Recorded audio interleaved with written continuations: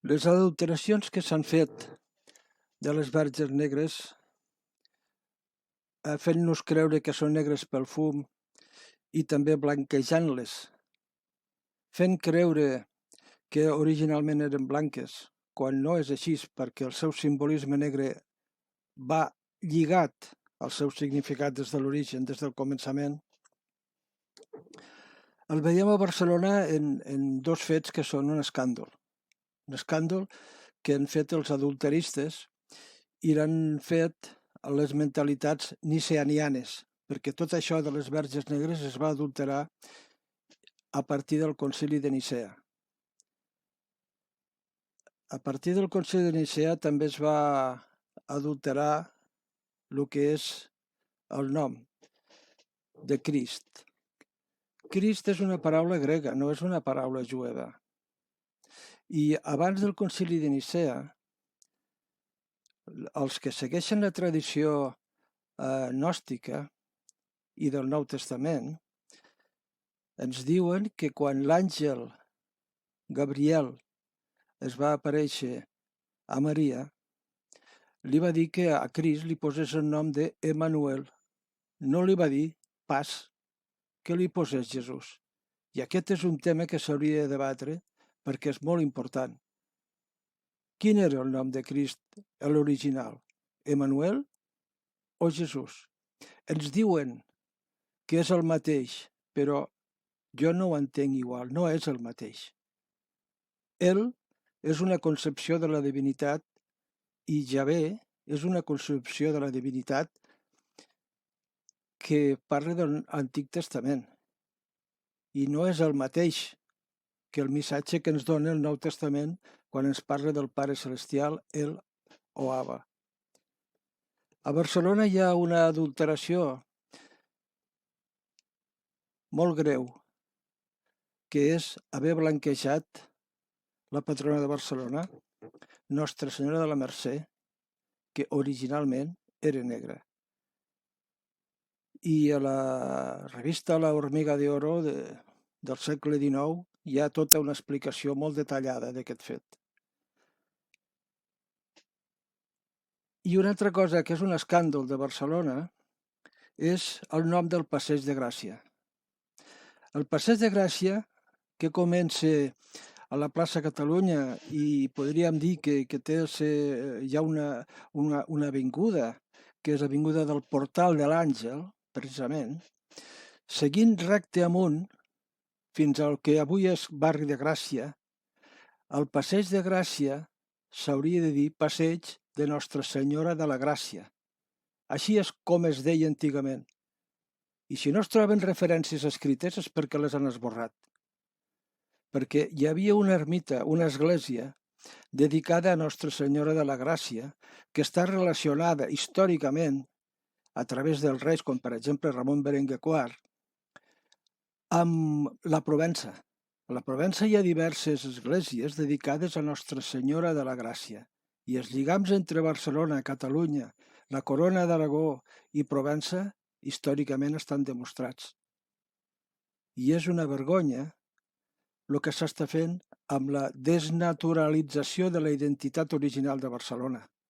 No solament s'han desnaturalitzat les 4 columnes de Montjuïc, fent-nos creure que són un monument als patriotes catalans quan el seu simbolisme està relacionat amb la deessa Atenea Niquer i altres com deesses que tenen les 4 columnes un referent, sinó que també ens han adulterat els topònims o noms dels carrers, com els dos que us he dit. I aquí podria afegir altres carrers. El carrer Aragó s'havia de dir carrer Corona d'Aragó. I tots els carrers que l'envolten estan relacionats amb els regnes de la Corona d'Aragó. Quin ajuntament agafarà el compromís de restituir els noms originals de la ciutat de Barcelona, capital de Catalunya, principat dels regnes de la Corona d'Aragó? Aquesta és la pregunta que deixo plantejada. I ho deixo plantejat avui. I ho recordaré, perquè s'ha de recordar, segurament en altres ocasions, fins que restitueixi la identitat original, la vernaclística. Espero que ben aviat el carrer de la Mercè es torni a dir carrer de Nostra Senyora de la Mercè, perquè el subjecte és Nostra Senyora. Mercè és un adjectiu. Que les festes de la Mercè es tornin a dir pel seu nom, el nom que té el seu subjecte, Nostra Senyora de la Mercè. Se'm fa estrany fins i tot que amb tot aquest moviment actual del feminisme s'hagi desfeminitzat el nom de la festa i de la patrona de Barcelona. És Nostra Senyora el subjecte. No és la Mercè el subjecte. La Mercè és un adjectiu. Ens estan adulterant i desnaturalitzant els topònims no solament a Barcelona, sinó en altres llocs, per esborrar una identificació. Hem de restituir els noms genuïns, originals, vernacles, i recuperar el marc referencial original. I tot això, el camí que ens hi porta és el retrobar el sentit original que tenen les Verges Negres. Tot això, quan mirem a Europa, ens veurem que les Verges Negres són les que han estat a les catedrals. Per exemple, els cistercencs, quan ficaven una catedral o els templers a Europa, no en dedicaven cap a Jahvé, totes les ficaven a Maria. Maria només se'n parla al Nou Testament. Aleshores és aquesta tradició, a la del Nou Testament, a la que tenim que situar Maria. Què significa? Què ens representa? Amb què la podem relacionar? Doncs la podem relacionar amb l'Apocalipsi de Sant Joan. Per entendre el significat de les Verges Negres s'ha de llegir l'Apocalipsi de Sant Joan, i especialment allà on ell explica la seva visió. Ell explica que la seva visió va ser la següent. Va veure una dona vestida de sol amb la lluna als peus i una corona de 12 estels.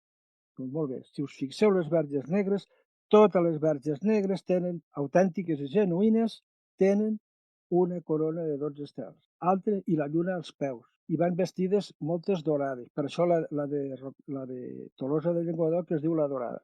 És aquesta concepció, i aquesta concepció ens porta a una idea, que la Mare de Crist no és un personatge històric, sinó que s'ha de situar dintre de la mitologia. Per això s'ha de distingir el cristianisme de la mitologia aquesta que us estic explicant de l'Apocalipsis, que és un llibre fet en grec, i que Apocalipsis vol dir revelació en grec, i per això s'ha de parlar sempre de la tradició helenista. Aquesta tradició era la que tenia la cultura catalana original. Aquesta tradició era la que tenia la corona d'Aragó. La corona d'Aragó, que ara fa poc estic veient que alguns discuteixen que si era Aragó o català. No, no, era occità, i més que occità, era belònida. I abans he comentat que a Barcelona hi ha una Verge Negra a la Basílica de Sant Just i Sant Pastor. Doncs, evidentment, això va vindre de Narbona. A Narbona hi ha la catedral de Sant Just i Sant Pastor, i allà estaven els visigots, allà estaven els belònides, i és aquesta arrel la que Catalunya ha perdut. I l'ha perdut no per culpa de la ultradreta espanyolista, no. L'ha perdut per culpa del poder niceanià. I a Montserrat, els primers eremites que van anar a Montserrat van ser visigots i eren arrians. I això ens ho amaguen. Per què? Perquè ens van ficar a l'ermita de Sant Jeroni, que va ser el que va traduir la Bíblia segons el concepte de Nicea, i ens han substituït el cristianisme original o genuí per un cristianisme que no és cristianisme genuí, sinó que és catolicisme. I aquí, si mirem bé el problema que té Catalunya, i això ho he dit moltes vegades, és que hauria d'agafar una Verge Negra, la bandera de Sant Jordi i els quatre pals, que són un simbolisme d'aquest cristianisme helenista, i presentar-se no a la plaça de Brussel·les, no, a la plaça del Vaticà és on tenen que anar. És allí on tenim el nostre enemic. I és allí, no sé si molta gent ho sap, que el papa Borja va portar un toro, perquè el toro va assimilat a les Verges Negres. Totes les llegendes que parlen de Verges Negres ens parlen d'aquests toros, d'aquests bous, que representen, i dels estels, que representen constel·lacions, la constel·lació de Taure. Les Verges Negres ens porten a aquest món. Estem parlant de Montserrat. Si ens tornem a centrar en el tema de Montserrat, quan pugeu a veure la Verge Negra, pugeu per l'escala de la dreta i trenqueu l'esquerra. Allà veureu que hi ha un mosaic tot daurat, amb un colom i 12 llengües de foc. Allò és el simbolisme del coneixement i del pensament que els catalans haurien de reivindicar. Aquest és el pensament del do de llengües. Aquest és el pensament dels cristians que parlen la llengua de cada lloc i no la llengua de l'imperi com fan els nicenians. Però tot això s'ha perdut. A Tolosa de Llenguadoc, bé, jo em sembla que anava a parlar també de la relació que tenen amb els trobadors. Nostra Senyora, allà li diuen Nostra Dona, continuo i després li donem allà els trobadors es van reunir davant d'aquesta verge negra a Tolosa de Llenguadoc que es diu Nostra Dona, la Daurada, i van fundar els Jocs Florals. El que comporta els Jocs Florals és molt important i això Frederic Mistral i Víctor Balaguer ho van saber veure i van fer aquest occitano-catalanisme, no? Occitània i Catalunya. Se n'adonaven que compartim el mateix pensament, la mateixa arrel. Tot això s'ha abandonat. I és més, ho estem separant i no, ja no en parla ningú. Què representava els Jocs Florals perquè Franco els prohibís? No és una simple poesia, no? Jocs Florals fa referència a unes concepcions culturals helenistes de la deessa Flora. D'aquí ve Florència. I quan vosaltres mireu què representen aquestes cultures i aquestes deeses, us trobeu una concepció cultural que és molt important perquè és democràtica i feminista. Perquè, home, les verges negres són feministes i els evangelistes el que fan és donar-nos a conèixer el pensament d'una persona que és d'Eva, Evangeli ve d'Eva. Per tant, més feminisme que aquest cristianisme helenista no n'hi ha cap. Però hi ha un altre, el catolicisme, que és patriarcalista, el basat en Nicea, no vol verges negres, perquè sap que quan tu les analitzes bé i estudies tot el que representen, signifiquen i el seu origen, te n'adones que són una colla de farsants que ens han enganyat des de fa molts segles. I la farsa està en fer-nos creure que aquestes verges negres es manifesten als reis. Als reis. No és veritat, això, perquè aquestes verges negres estan relacionades amb la Pentecosta, el colom que infon el do de llengües i a tot el poble. És el poble el que pensa, no el rei que dirigeix. És el poble el que té que dir el que sent, el que vol. No les constitucions fetes pels reis per defensar la seva classe i els seus interessos. Jo no sé com la gent no ho veu, que després les verges negres representen alguna més que tot això. Representen tota una concepció cultural que està relacionada amb la Pentecosta del do de llengües, que està relacionada amb les divinitats d'Egipte, que són enteses universalment, ens dona una dimensió universal i l'estem rebutjant. Llavors ens queixem que no recolza ningú la nostra causa. Clar que no, perquè no sabem dir-nos ni identificar-nos amb uns valors universals. És aquí on jo veig el problema. Llavors, voldria tornar amb el que us deia abans de mossèn Dalmau. Va fer un llibre, mossèn Dalmau, que es diu Diàleg de les verges negres de Polònia i Catalunya, amb una poesia de Carles Pisunyer. És un llibre que jo me'l miro de tant en tant i a més m'agrada molt perquè hi ha una dedicatòria de mossèn Dalmau i ha estat traduït aquest llibre, aquí el tinc també, traduït al polac.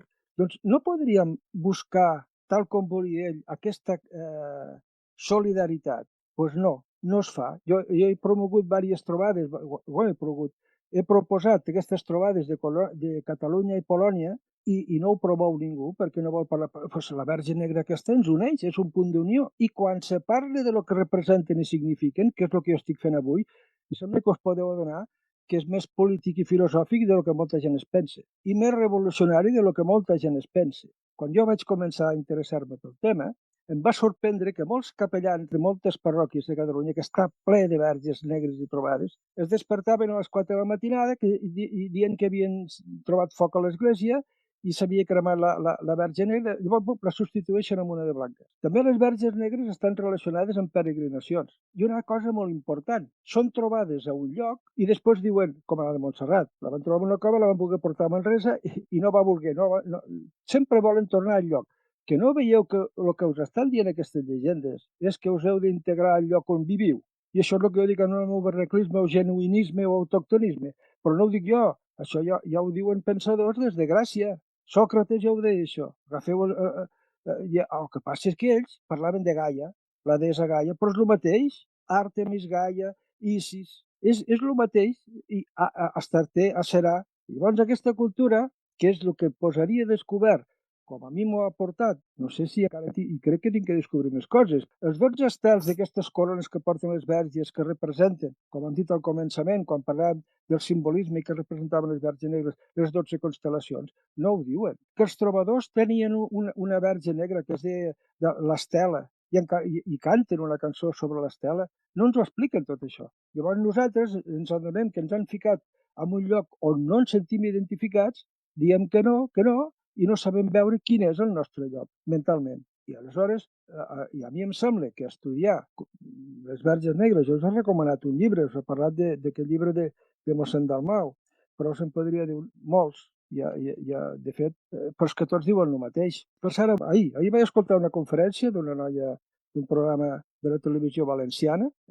Jo sóc un gran admirador de València perquè a la cultura valenciana han sortit uns poetes molt grans i admirables per mi. I avui m'ha fet gràcia perquè us ho vaig a dir, perquè aquesta persona ha dit una cosa que jo no hi havia caigut. Hi ha un llibre, la relació que té les verges negres amb la tradició de Maria Magdalena i la tradició dels templers. Aquesta noia ha dit que hi ha un llibre que s'atribueix a Salomó, que es diu El Cantar dels Cantars, que comença dient negra és formosa i bella, però, bueno, negra, això diu que ho van traduir malament al concili de Nicea.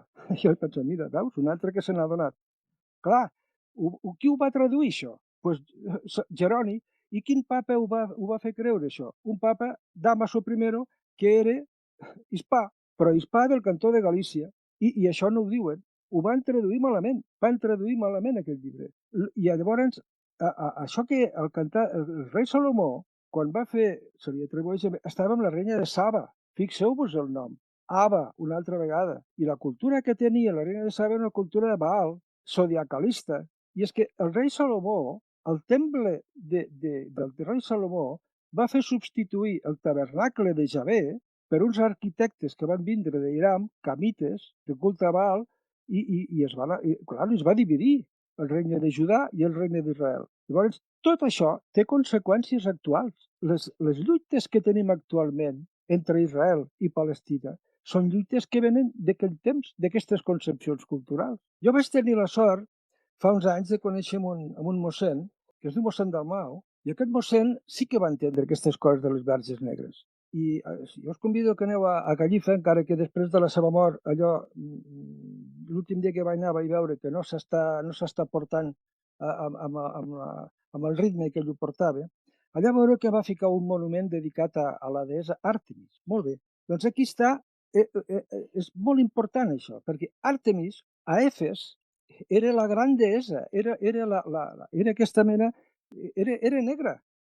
Àrtemis, home, jo l'he vist allà ara fa poc, fa 3 setmanes, amb un monument de pedra, però si aneu a Nàpols, al Museu de Nàpols, veureu que és negra de cara i de mans, perquè era aquest el simbolisme que tenia aquesta deessa, Àrtemis.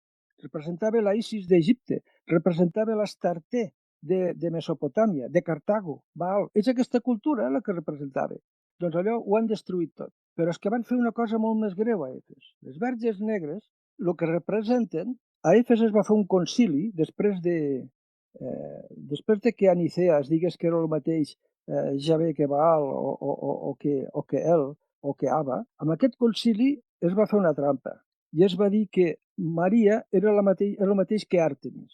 I Sant Joan, aquest mossèn Dalmau que us deia, va tenir accés al papa polac que vam tenir, Joan Pau II, crec que era, i li va comentar això. No, però no li poden fer cas, perquè hi ha un poder que té copades mentalitats. És que les persones que ocupen càrrecs importants estan condicionades per un poder ocult, i és aquest el que dic jo. I això és el que s'hauria de denunciar. Moltes gràcies. Si t'ha agradat aquest contingut, subscriu-te, comenta i comparteix. Visca Catalunya, de nou lliure. Catalonia has been the greatest nation in the world.